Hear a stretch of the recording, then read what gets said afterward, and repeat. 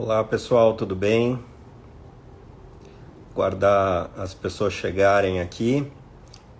Hoje a live vai ser sobre a reforma tributária.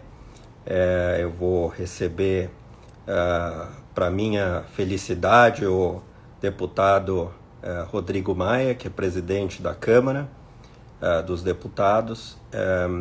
Eu acho que ele já deve estar entrando. Assim que ele entrar, a gente vai começar. Acho que vocês sabem que o governo entregou uma proposta nessa semana e a gente vai ter a oportunidade de debater com o deputado e saber quais são as possibilidades disso ser aprovado e que tipo de mudanças podem ocorrer na reforma, né? Então acho que vai ser uma oportunidade ótima. Inclusive eu preparei um conjunto de perguntas, né? Inclusive com a colaboração de várias das pessoas que vocês conhecem do mercado financeiro, no sentido de a gente esclarecer alguns pontos e entender quais são os pontos da proposta do governo que podem sofrer alteração e, enfim, acho que a gente vai ter uma oportunidade realmente única de saber o que o deputado Rodrigo Maia pensa e qual é o clima no Congresso para aprovar vários dos pontos que me parece são até controversos em alguma escala, né? O deputado já está funcioná-lo aqui.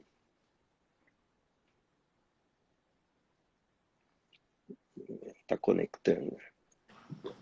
Boa noite, tudo bem? Tudo bem, Como cara? vai? Tudo bem, graças a Deus.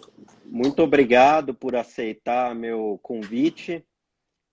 Acho que vai ser uma oportunidade excepcional para as pessoas, especialmente do mercado financeiro, entenderem mais sobre a reforma tributária e o que o senhor está pensando a respeito dela.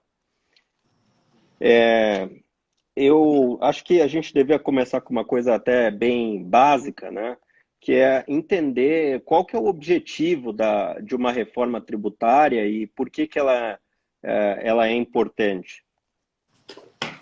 Bem, Renato, primeiro, obrigado aí pelo convite. Esse é um tema muito difícil, né? Muito complexo para todos, inclusive para quem está estudando o assunto, né? Você sabe que são muitas leis.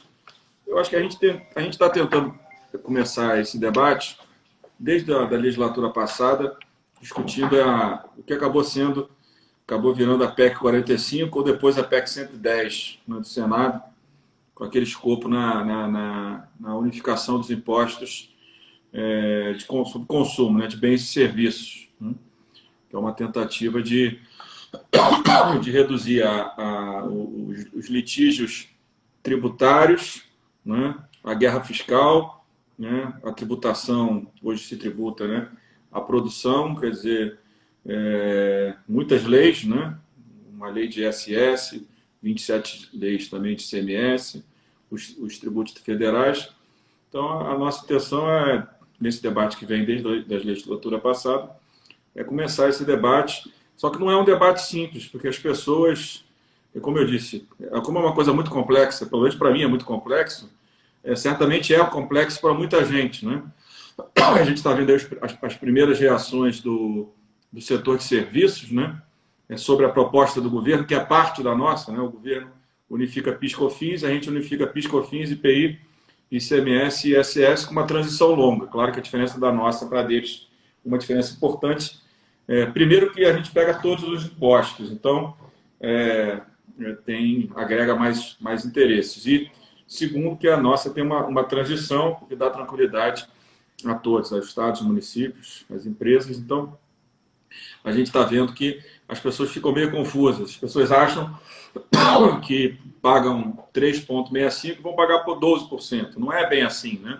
Hoje o 3,65 é custo, né? O 12% vai ser crédito na outra ponta, né? Então, Agora, não é fácil de explicar. Eu mesmo não vou dizer para você que não sou entendedor do sistema tributário. É uma coisa que a gente está aprendendo, está conhecendo. Tem muita gente boa trabalhando isso com a gente, no próprio governo, né? O próprio secretário da Receita, a Vanessa, o API com a gente aqui, com outros tributaristas na comissão especial. A gente também está aprendendo para que a gente possa compreender por que esse é o melhor modelo e por que esse modelo deu certo em tantos países, né? Onde, de fato, a gente transfira para aquele que tem que pagar a responsabilidade. É claro que vão ter outros debates, tem a pressão muito grande sobre a questão da desoneração da folha, que eu acho que pode ser um debate importante. Não acho que é essa questão toda. Não podemos esquecer que no governo Dilma, né, foram desonerados vários setores e o impacto nos empregos não foi da forma como se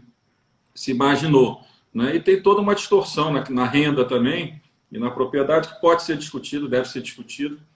E o que a gente precisa é focar primeiro nessa discussão sobre PIS/COFINS, IPI, ICMS e ISS. Eu acho que, por mais que alguns digam que é um momento difícil por causa do impacto no setor de serviços da crise, mas, como eu disse, nós estamos fazendo uma transição longa, não é da noite para o dia que você vai implementar uma reforma tributária no Brasil. E, somado a isso, eu acho que talvez seja a primeira vez que você tem, pela minha impressão, pelo que eu converso, um apoio muito grande dos governadores e alguma dúvida de alguns prefeitos, principalmente da capital, por exemplo, São Paulo. São Paulo tem 15 bilhões de arrecadação de ISS e 10 de IPTU. Então, o ISS tem um peso grande, então eles ficam preocupados se vai ter queda de arrecadação. Mas a proposta com a transição, ela cria um fundo de compensação para a transição e vai criar paralelo a isso, que é o que a gente tem conversado com o Paulo, a princípio com o dinheiro, com o ministro Paulo Guedes, com a possibilidade de usar, inclusive, o dinheiro do petróleo, que é um fundo que o próprio Paulo disse que vai usar exatamente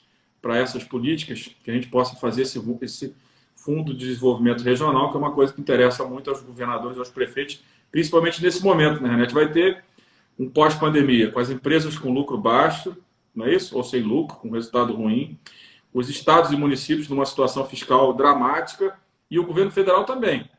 Se nós continuarmos, eu espero que seja assim, respeitando o teto de gastos, nós teremos uma situação dramática e nós vamos precisar enfrentar essa situação.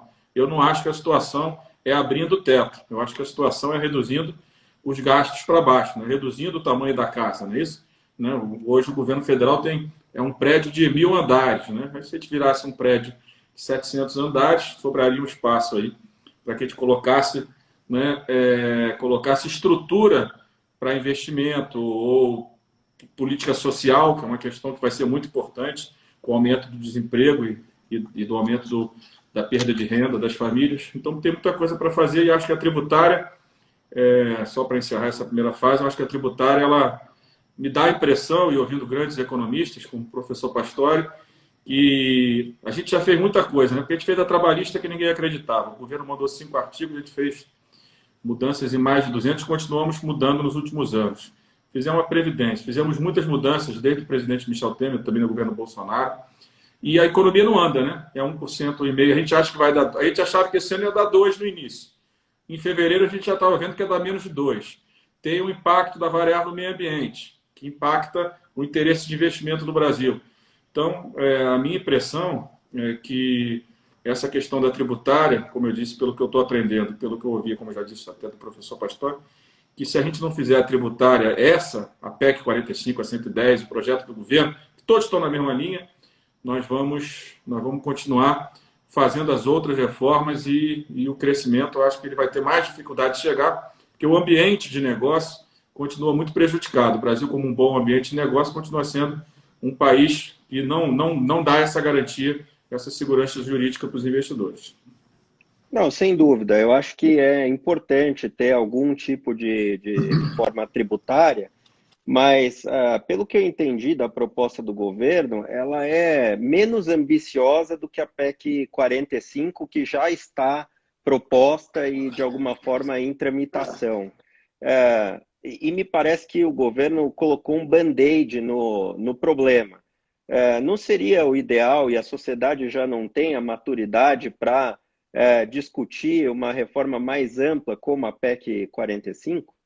Não, sim. Ontem o ministro Paulo Guedes falou, olha, eu sou o governo federal, não cabe ao governo encaminhar a proposta dos outros entes federados. Essa é uma questão que cabe à Casa do Povo e à Casa da Federação. Como o Congresso já tem duas propostas que enfrentam esse tema na parte de estados e municípios, eu estou encaminhando aqui a minha proposta, a proposta que trata da unificação do PIS e COFINS, que é o Imposto Federal.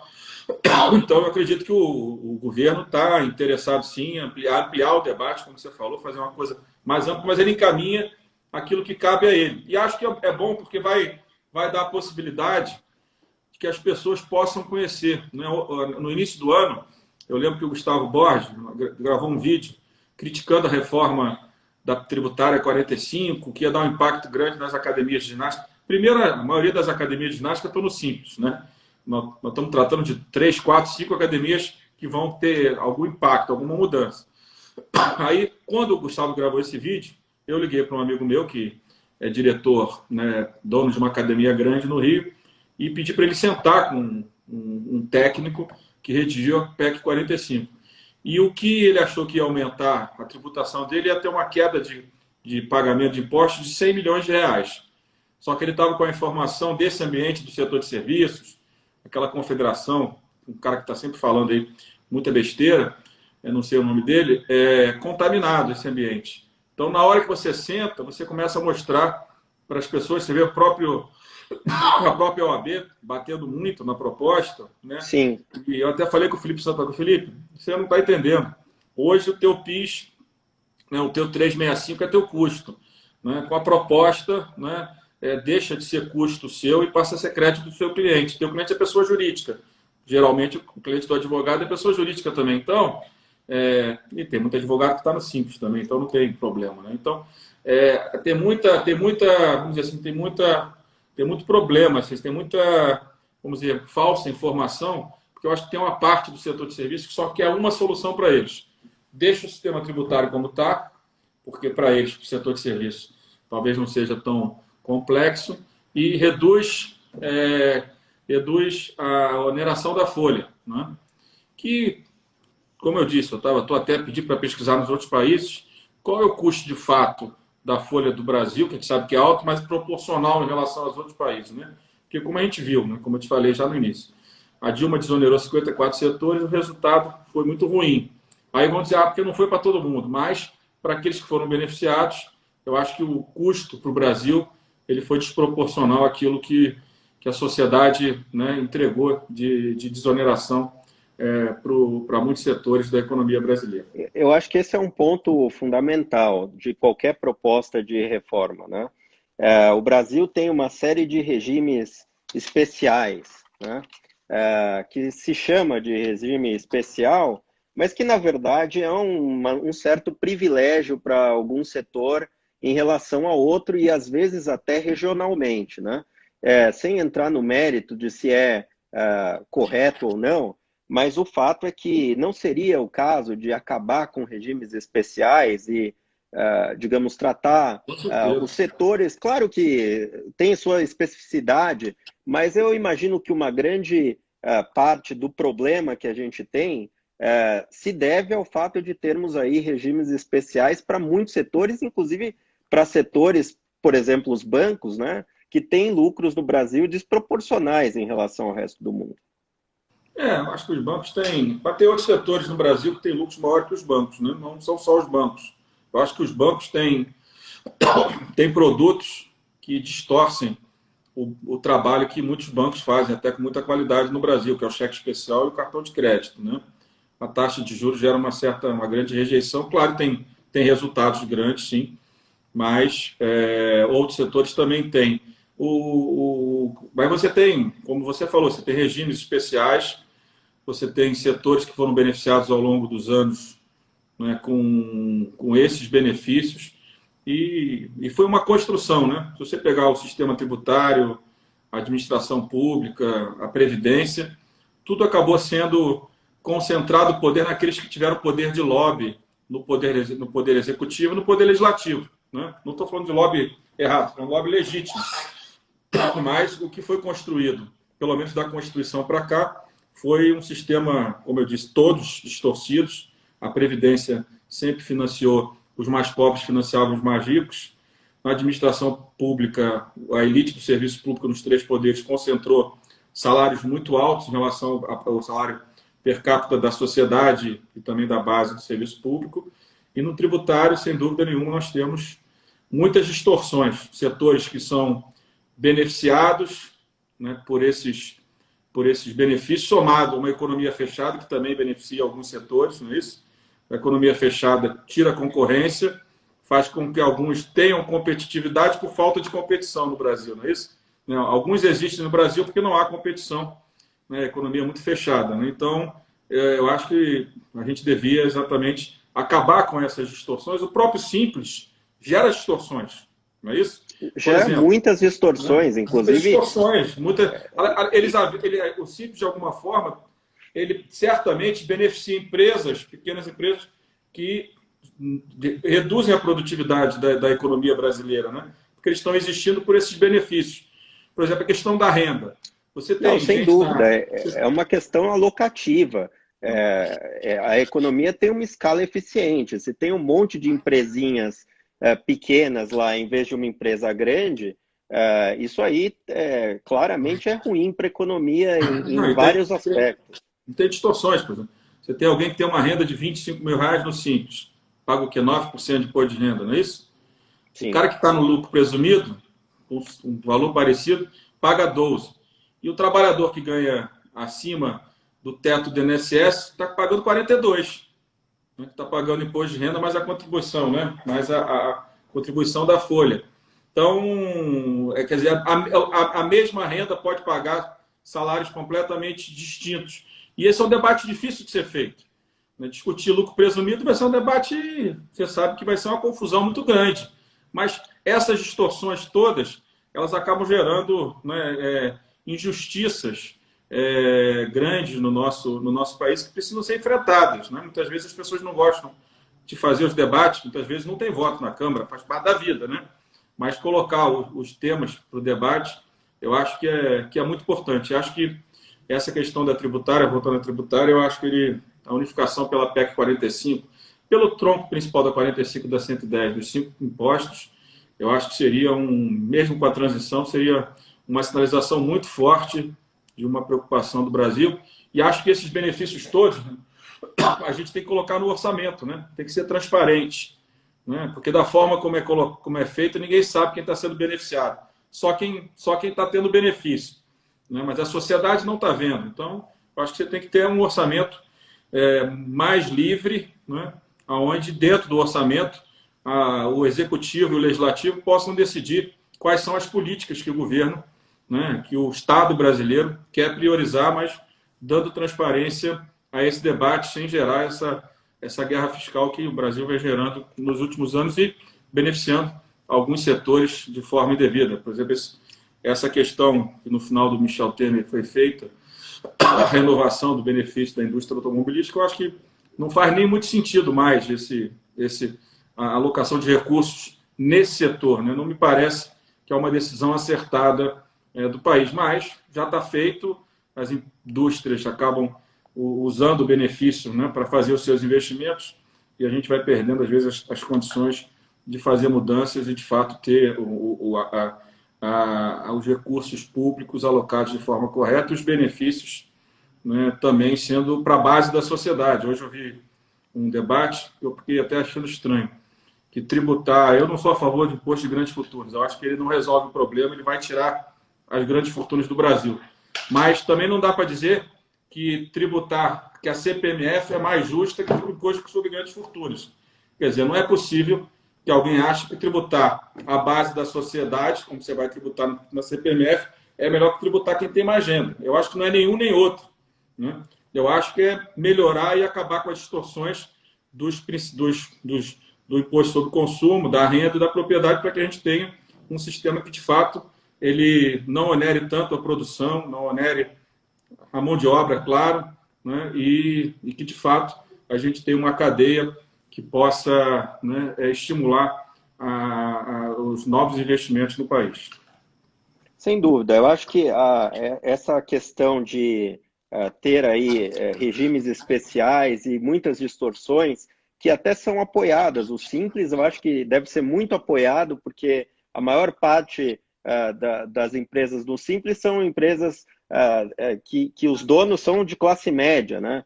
E que certamente gostam do fato de que tem uma tributação menor e tem muita gente que usa empresas para receber o salário no fim das contas, né? E pagar menos tributo. E isso é uma coisa que me parece que é injusto e deveria acabar, porque se acabasse, todo mundo ia pagar um pouco menos no fim das contas, né? E a respeito ainda disso, sobre aumento de carga tributária, né? Tem alguns especialistas apontando que a proposta do governo com alíquota de 12%, ela aumenta a carga tributária. Qual é a sua avaliação a respeito dessa... Olha, a gente vai começar a discutir a matéria agora na comissão, então eu não tenho ainda uma análise dos tributaristas que assessoram a comissão, a Câmara, sobre se aumenta ou não. É claro que a impressão que dá para alguns... Sabe qual é o problema?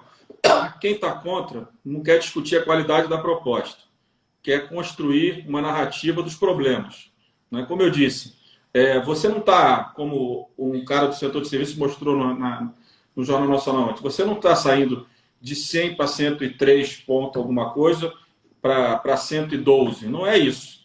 Você está mudando o modelo, não é isso? Você está mudando. Como eu falo, hoje é custo, amanhã não vai ser custo, amanhã vem um crédito para o cliente do prestador de serviço. Então, não é bem da forma como alguns estão colocando, né?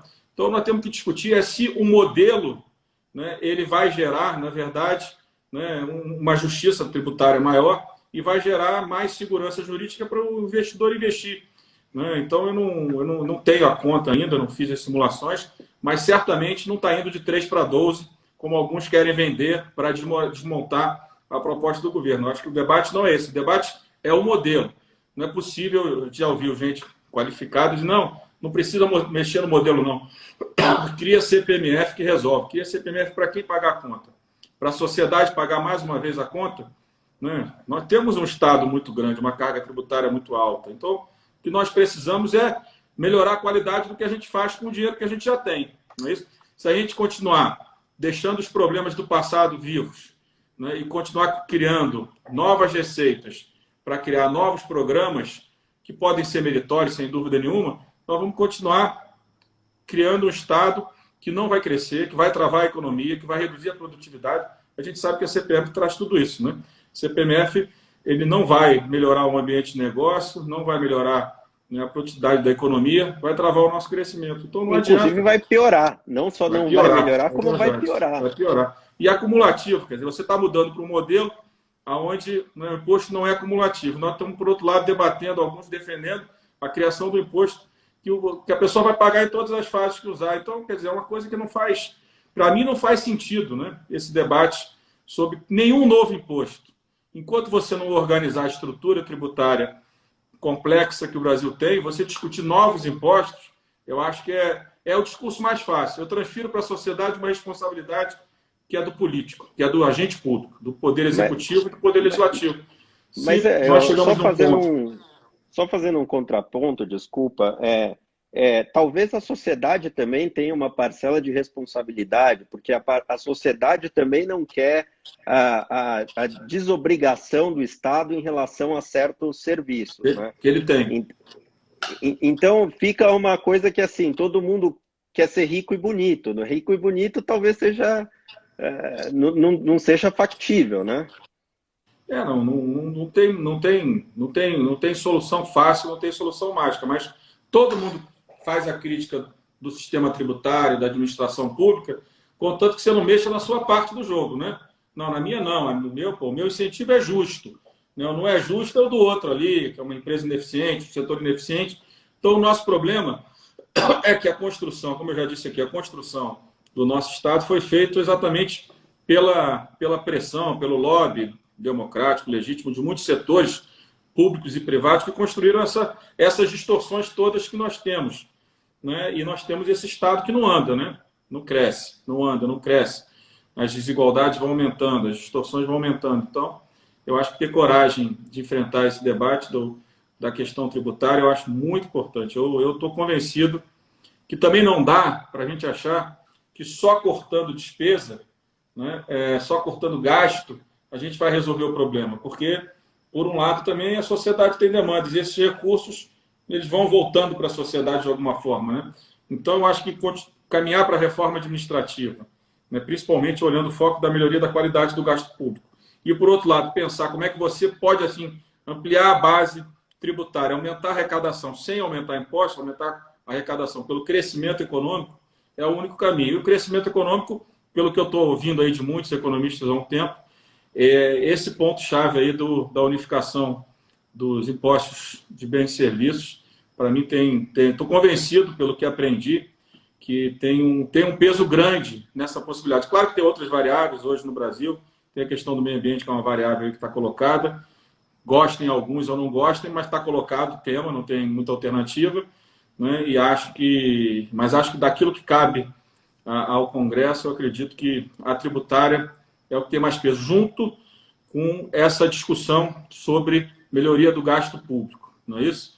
Eu acho que uma reforma administrativa, não trato nem daquela que alguns querem sair cortando despesa para todo lado. Eu acho que se a gente melhorar a qualidade do gasto, melhorar a carreira do servidor, né? Fazer uma carreira onde ele chegue, para chegar no topo, ele tenha o mérito dele, né? A qualidade do serviço dele, do trabalho dele, os bons resultados, faça ele chegar faça ele chegar no topo da carreira e que não cheguem todos. Eu acho que tem muita coisa para fazer também na administração, que não é só cortar gasto, é utilizar melhor o gasto e valorizar mais o trabalho do servidor público. Que hoje o servidor público tem um grande, basicamente, claro que tem muitos servidores que têm espírito público e trabalho independente de qualquer meritocracia, mas o grande mérito hoje é passar no concurso. Depois disso, tem muitos ótimos servidores, claro, mas você podia ter, eu acho que a proposta, eu até falei isso outro dia no Valor, talvez a lei complementar a proposta aí pela Ana Carla e pelo Armin, talvez ela seja um bom começo de debate, menos complexo que uma emenda constitucional, e talvez tenha o mesmo objetivo, porque ela trata de melhorar a eficiência do serviço público e todos os serviços públicos, os que já estão e os que vão entrar nos próximos anos. A questão da tributação sobre dividendos e fundos exclusivos, fundos imobiliários, eu acho que isso é uma questão que gera bastante ruído no mercado, porque não está claro ainda, né? Acho que o ministro Paulo Guedes deu algumas declarações que ficou meio dúbio se a carga tributária para as empresas ia aumentar e depois, ao longo do tempo, que isso ia ser reduzido. Enfim, não ficou claro se é só uma substituição tributária ou se realmente vai ter um aumento da carga tributária com a tributação de dividendos e de fundos exclusivos, fundos imobiliários, etc. Olha, sobre dividendos, o trabalho que a gente tem feito aqui, estudado junto com um grupo até que eu fiz já há um tempo atrás, com o próprio API, o Marco Lisboa, era exatamente compreender quanto é que era a soma da tributação de pessoas jurídicas mais dividendos no resto do mundo, nas economias que competem com o Brasil, nas grandes economias, né, e como é que ficaria esse modelo no Brasil. Né? Então, nós, na verdade, tributamos 34%, a média lá fora tributa 42%. A nossa intenção do debate que a gente fez na Câmara, e não sei se o governo vai encaminhar uma proposta, nós vamos tratar disso, é você fazer apenas uma compensação do aumento de uma tributação e redução da outra. Eu não acho que isso aqui deva vir na linha de aumentar a carga tributária. Então, o que a gente tem defendido é que o Brasil fique aí no patamar que tem, de 35%, mas né, fazendo uma parte reduzida na pessoa jurídica e uma tributação de dividendos para organizar melhor essa parte. A questão dos fundos inclusivos, que o presidente Michel tentou acabar com aquela estrutura, o que eu dizia a ele sempre é que, em relação ao que tem de estoque de ativo real, tem que tomar um certo cuidado, porque é pior do que uma distorção é você mudar a regra de quem entrou, fez um investimento em ativo real, né, dentro de uma certa regra. O que interessava o governo anterior, e certamente vai interessar esse, é tributar tudo que tem de estoque, não é isso? Então, eu acho que o governo até já poderia ter mandado uma lei, uma medida provisória, acabando com essa estrutura daqui para frente e avaliar o que você pode mudar em relação à renda fixa, algo que não tribute, e aqueles agentes que não têm nem liquidez, né? Alguns não têm nem liquidez naquilo que tem de ativo real. Então tem que tomar um certo cuidado, né? E tem outras distorções, não lembro o que você falou, mas você tem a própria LCI e LCA, que é uma distorção, você tem, né, você tem alguns benefícios aí de não pagamento de impostos para investimentos, apesar que agora com a queda da taxa de juros já não deve estar tão interessante, mas esses outros dois temas que eu estou mais inteirado, o dividendos, pelo que eu vejo da Câmara, o nosso debate é não aumentar a carga tributária. E o fundo exclusivo, eu acho que é acabar com esse benefício, claro que daqui para frente, acabando com ele, você não vai ter mais interesse de organizar da forma como é organizada hoje. Mas, sem dúvida nenhuma, os governos sempre estão olhando pelo seu desespero do orçamento do final do ano seguinte. E esse é um fundo que tem dinheiro que você tributa, se arrecada alguns bilhões da noite para o dia, mas, mais uma vez, gerando sempre uma insegurança, né, daquele que investiu no Brasil e acreditou numa regra, numa mudança repentina da regra, daquilo que atraiu ele para manter os recursos dele no Brasil. A gente sabe que muita gente decidiu ir lá para fora, né, para países com sistemas tributários menos onerosos, e outros ficaram aqui e acabaram usando essas brechas que foram criadas nos últimos anos.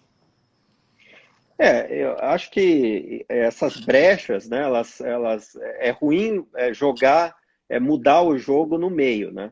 Isso gera uma insegurança muito grande em relação ao país, né? E a capacidade do país de manter aquilo que é acordado, né? Mas a respeito do ano que vem, né? O seu mandato vai terminar como presidente da Câmara no final do ano, né? Isso. No final Primeiro de do ano. fevereiro. No começo do ano que vem, exato. Então, até lá, essa proposta, alguma dessas propostas aí, tem chance de ser aprovada na Câmara?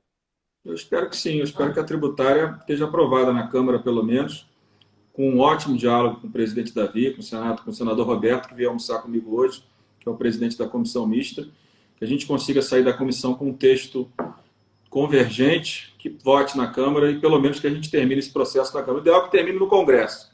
A gente tem uma PEC da tributária promulgada esse ano, com toda a transição dela, eu acho que é um sinal muito importante. Nós vamos ter grandes desafios no próximo ano, né?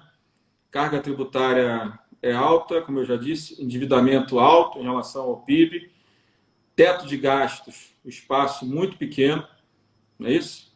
Eu estava ontem discutindo com o assessor da Câmara aqui de orçamento qual é a projeção de teto de gasto para o próximo ano, quer dizer, o que sobra para despesa discricionária, o que sobra para investimento, muito pouco, né? Uma coisa assim meio dramática, mas eu acho que dentro de toda a dificuldade é que a gente tem que construir soluções de forma estrutural, né?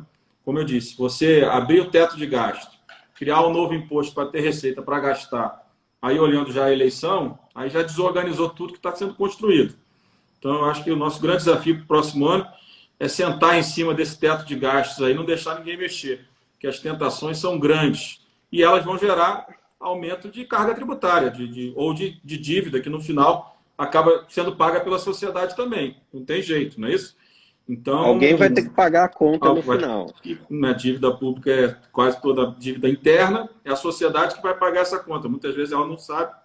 Então não adianta você abrir o teto, gerar mais despesa, né, sem você organizar a qualidade dessa despesa. É o que eu falo sempre. As pessoas outro dia distorceram uma entrevista que eu falei, não, temos que discutir o teto de gasto. Depois que nós organizarmos a estrutura da administração pública. Depois que você desindexar o orçamento, que você garantir meritocracia, valorizar o servidor pelo serviço que está prestando, melhorar a produtividade do setor público. Você faz a tributária e você pode sentar e discutir quais são as condições para você mexer no teto daqui a 4, 5, 6 anos, que aliás já é a previsão que está dada. Agora, você, antes de arrumar a casa, né, você abrir o teto para a pressão de novos gastos, mas eu acho que essa pressão não vai ser pequena, não. Acho que vai ser muito grande. A gente vai ter que estar muito atento com isso. Eu acho que a liderança que o senhor tem tido na Câmara foi fundamental, já disse isso para o senhor, inclusive, para a aprovação da Previdência e certamente será para a aprovação da reforma tributária e de outras reformas que venham a ser aprovadas. ao final do seu mandato, a Câmara vai ter a liderança necessária para conduzir essas reformas que são essenciais? Não, acredito que sim. Eu acho que a tributária nós temos um desafio diferente nesse momento do que a gente teve no início do ano passado em relação à previdenciária. A previdenciária, depois de alguns anos, nós tínhamos, tirando uma parte do serviço público, não todas, nós tínhamos um consenso na sociedade brasileira da sua necessidade. Na tributária, nós estamos tendo muita divisão ainda, setor de serviços, né? Muitos setores contrários.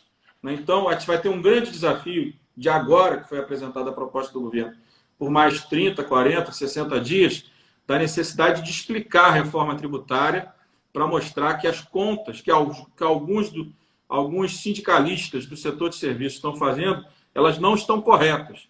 Que, no fundo, que a sociedade como um todo e o próprio setor de serviços, outros setores, serão beneficiados. Então, é um grande desafio, viu?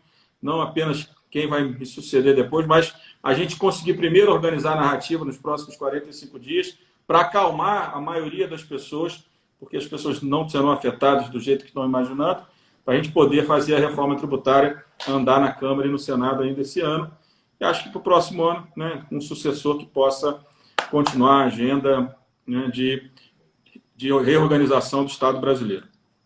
O senhor já tem algum nome que possa tem muitos nomes, tem muitos deputados e deputadas que têm pretensão, e isso é legítimo, né? Legítimo, né? Esse sonho, mas eu acho que nós devemos deixar esse debate. Alguns falam depois da eleição municipal, eu falo depois de aprovada a reforma tributária. Então, se eu tiver alguns votos, né, o meu candidato vai ser aquele que nos ajudar, aquele grupo de pessoas que nos ajudar a aprovar a reforma tributária, que eu acho que vai ser um legado muito importante que o parlamento brasileiro vai deixar para a sociedade brasileira, somada à Previdência, somada à mudança da regra da TJLP, a reforma trabalhista, a terceirização e tantas outras coisas que o parlamento vem fazendo desde o governo do presidente Michel Temer. A tributação da cesta básica, que provavelmente vai ser aí enviada, acho que ainda vai ser enviada, né, pelo governo. Né? O governo recuou de mandar agora. E o que eles estão propondo, basicamente, é reonerar a cesta básica e compensar essa reoneração com aumento de programas sociais. Isso é uma coisa que o senhor vê com bons olhos e que tem uma possibilidade de ser aprovada? Olha, o benefício da cesta básica, ele não está alocado só nos mais pobres, não é isso? Né? Quem se beneficia desse valor não são exclusivamente as pessoas que, de fato, precisam desse benefício. Então, é muito melhor você pegar esse valor e fazer uma alocação num programa social direto. Eu acho que essa decisão está correta. Agora, ela é difícil. Por quê? Né? Os supermercados olham, o agronegócio olha, muita gente olha, o próprio cidadão olha, está olhando de longe. Claro que a classe média alta não deve estar preocupada com isso, espero. Né? Mas gera um debate, está tirando o benefício da cesta básica. Ao contrário, está transferindo o benefício, né, para um programa social efetivo. Eu acho que a alocação muito melhor, de muito melhor qualidade. Né? Acho, inclusive, que tem que se pensar assim, um novo modelo. Eu acho que o Bolsa Família teve um grande objetivo, que foi garantir que nenhum brasileiro passasse fome. Mas a realidade daquelas famílias ela não mudou. Então, só a transferência de renda não resolveu o problema. Só entregar o dinheiro não resolveu. Então, pensar um novo programa social onde você coloque dentro dele todas as variáveis que estão no cadastro único, habitação, saúde, educação. Né? Tem muitas questões, além da transferência de renda, que são fundamentais, né, para um olhar mais multidimensional da pobreza, para que essas famílias possam, de fato, né, sair da condição que estão. E também o esforço, né, que é uma coisa que o Bolsa Família não fez. O Bolsa Família acabou, tem que estar matriculado na escola. Isso é pouco. Não, tem que terminar o ensino fundamental. O pai tem que voltar a estudar, fazer uma educação de jovens e adultos, voltar a fazer uma capacitação, procurar emprego. Todo esse esforço, né, você reformar a sua casa, construir um ambiente melhor junto com programas das prefeituras, isso tudo tem que ser esse esforço para que o ambiente dessa família seja melhor, para que ela possa superar a pobreza. Esse tudo tem que estar dentro de um programa com valor como esse da cesta básica e outros valores que o governo está pensando de forma correta em unificar. Agora, se não tiver uma política onde esse esforço, né, esteja junto com uma renda mínima garantida, né, e que o complemento seja exatamente para que as pessoas gerem as condições para sair da situação de pobreza, da dependência do Estado, nós vamos continuar apenas realimentando os mesmos problemas que a gente vem alimentando nos últimos anos. E sobre renda mínima, o governo fez aí um auxílio emergencial devido à pandemia. Todas as, digamos, todas as iniciativas do governo, etc., se supõe que vai custar aí no final uns 700 bilhões. O governo está refém desse auxílio emergencial. Eu vi na imprensa vários comentários de que o governo tem aí uma necessidade de continuar pagando esse auxílio ou substituí-lo por alguma coisa. Qual é a realidade disso e qual é a situação política desse auxílio emergencial? Olha, o auxílio o governo tinha proposto lá atrás de R$200, nós fizemos um auxílio maior, era 500, depois o governo fez um acordo para 600. Se você olhar o orçamento de 2021, né, você vê que a realidade de 2021, por óbvio, vai ser diferente da de 2000, que tem o orçamento da guerra, que tem toda a preocupação e a necessidade de gastos extraordinários na saúde, na educação, na área social. Então, você sair de um programa emergencial nos valores que foram constituídos não é um caminho fácil, não é uma coisa simples. E quando você para fazer simulações com os programas existentes para o orçamento de 2021, né, que já existem, você vai ver que os valores são muito distantes de R$600. Né? Então, vai ser um desafio muito grande para o governo organizar. Porque, por exemplo, o seguro-defeso, consegue acabar com o seguro-defeso na Câmara? Não sei se consegue. Consegue acabar com o abono salarial? Não sei se consegue. Então, não é um desafio simples. Se você somar tudo isso, você vai chegar, acho que não numa renda universal, numa renda focalizada, que eu acho até está correto. Olhar, por exemplo, o cadastro único, são 28 milhões de famílias. Né? Hoje o Bolsa Família, dentro do cadastro único, são 13 milhões de famílias que são beneficiadas do Bolsa Família. Você vai chegar a um benefício entre 200 e 230 e poucos reais. Né? Isso respeitado o teto de gastos, que todo mundo defende, inclusive o ministro da Economia. Então, não é um desafio simples. Agora, eu acho que quanto mais o tempo o governo demorar para fazer esse debate, maior a pressão para ter mais 2 meses dos R$600, mais 2 meses, e vai chegar uma hora que as pessoas vão achar que aquilo ali é permanente. Então, é importante, né, que se introduza logo o debate do que é o programa de renda Brasil do governo, como é o nome que eles estão dando. Qual é a discussão? Né? Vamos revisitar o Bolsa Família, como eu disse aqui, falei, os benefícios, o que teve de bom e o que não avançou no Bolsa Família. Vamos modernizar o Bolsa Família, vamos avançar da forma como o governo quer e alguns economistas, unificando programas, esse debate. E vamos fazer o olhar, como eu disse, aí olhando mais o pessoal da assistência social, que olha a questão da pobreza com outro enfoque, diferente dos economistas, como é que nós, de fato, garantimos mobilidade social para essas famílias. Então, não é um debate simples, mas ele precisa ser feito, porque nós vamos ter muitos brasileiros desempregados e muitos brasileiros sem renda nesse momento pós-pandemia. Eu acho que essa questão da renda é fundamental, né? E é importante até para a economia, mas me parece que o país como um todo já não saía de uma situação tão boa em termos fiscais, né? Então a gente passa de sair de uma situação que já não era tão boa, claro, tem um evento aí que é completamente, não é culpa de ninguém, mas aconteceu, e o problema é que isso daí está gerando obrigações que as pessoas realmente, algumas pessoas estão encarando como permanente, né? E eu acho que, e ainda mais num ano agora, quer dizer, apesar de de estar um pouco prejudicado, a gente está num ano eleitoral, né? Isso tem alguma influência nesse debate de Renda Brasil, enfim? Eu nos últimos anos, eu tenho, ao longo, não vou dizer que foram nos primeiros mandatos, mas nos meus últimos mandatos eu não tenho olhado muito conexão de eleição com agenda na Câmara. A minha, antes mesmo de ser presidente da Câmara, quando Joaquim Levy foi ministro da Fazenda, eu votei com ele aquelas medidas provisórias de ajustes na Previdência, foi um dos poucos da oposição ao PT votou porque eu passei a compreender que mais importante que a questão da disputa política era o interesse público e votando contra tudo eu não estava colaborando. Tem alguns que pensam diferente, que acham que o conflito político significa que você não deve dar instrumentos para um governo que você discorda do todo, né? E não pode concordar com parte.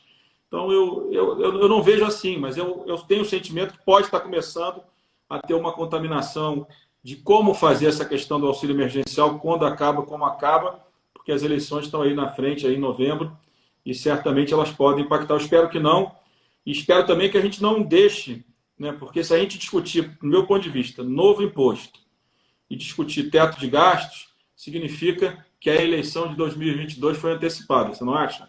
Eu estou com essa impressão. Se a gente discutir um novo imposto para bancar o Renda Brasil ou qualquer outro programa, se a gente discutir abrir o teto de gastos para poder fazer esse gasto, entre outros gastos, investimento. Hoje está no Globo uma matéria que querem um gasto extraordinário de 30 bilhões para furar o teto, tá? Vamos consultar o TCU.